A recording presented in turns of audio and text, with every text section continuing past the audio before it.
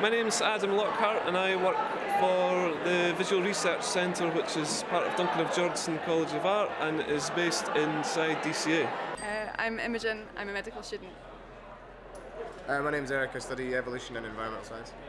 My name is Joanna and I am a video artist. My name's Liam.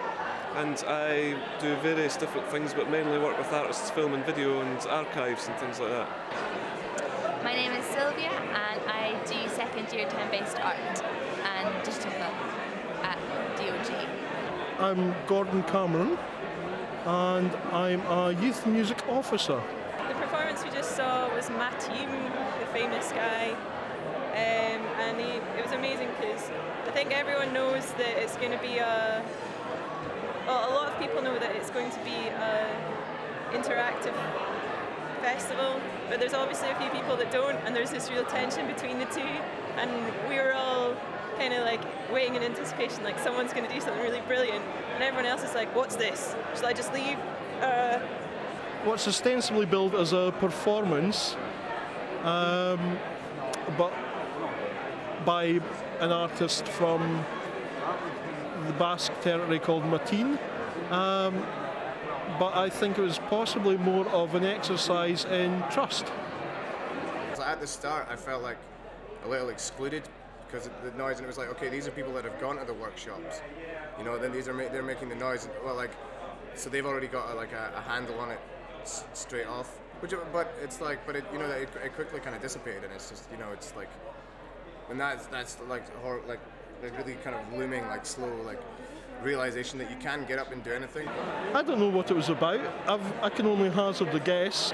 Basically, Mattan, who is the performer, he sat facing the audience and projected loads of lights onto us in a really unnatural kind of way. Yeah, I thought it was challenging, but I kind of felt quite comfortable with it as well. I thought it was very good.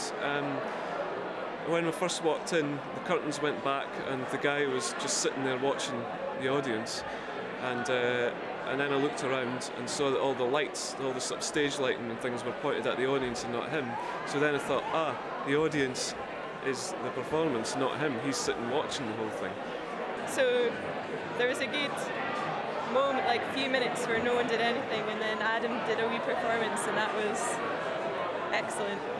So after a bit I decided to get up and out of my chair and circumnavigate the whole audience and sat down, and that seemed to kick-start things off for other people to do things.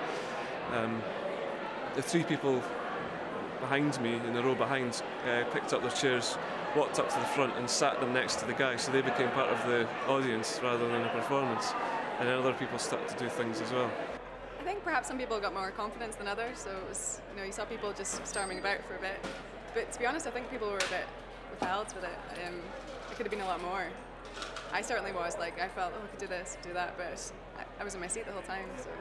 I've been to the investigations all week, and I was always really curious to see how the festival side of Kill Your Timid Notion would relate to what we'd done in the investigation groups, and that performance very much reflects what the feeling of the investigation group was.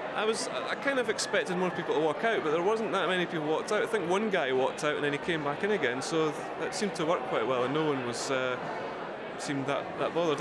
Although at the start, the person that was sitting next to me said that there was one guy who looked like really angry, and then when all the stuff started to happen, he was like smiling, so it seemed to work quite well. Yeah. I knew that it would, well, I had the idea that it would be like an interactive experience, and I like the idea of the openness, and I like the idea of an experimental festival rather than a festival of experimental things. No, like I mentioned it before, but it's completely immersive. Like, it's, regardless of how you go in feeling, like there's only ever been a few like performances where I've like either not liked it or not felt involved, but it's like even then it stimulates something that's, you know, strong. You know, it's an emotion in some way. But yeah, it is. I think it's like it's very immersive. Partly, well, I've been before. I think I've been every year, bar maybe the second or third year. I keep coming back because it's the only event in Scotland really that's putting on this kind of performer. Experiences of silence, experience of extreme nervousness, awkwardness, confusion, comfort, and ecstasy. Even just ways of thinking as an individual that I think I'll be able to sort of kind of put forward and use in not only projects but in like everyday life. But I enjoy this sort of thing, so that's why I come. One word.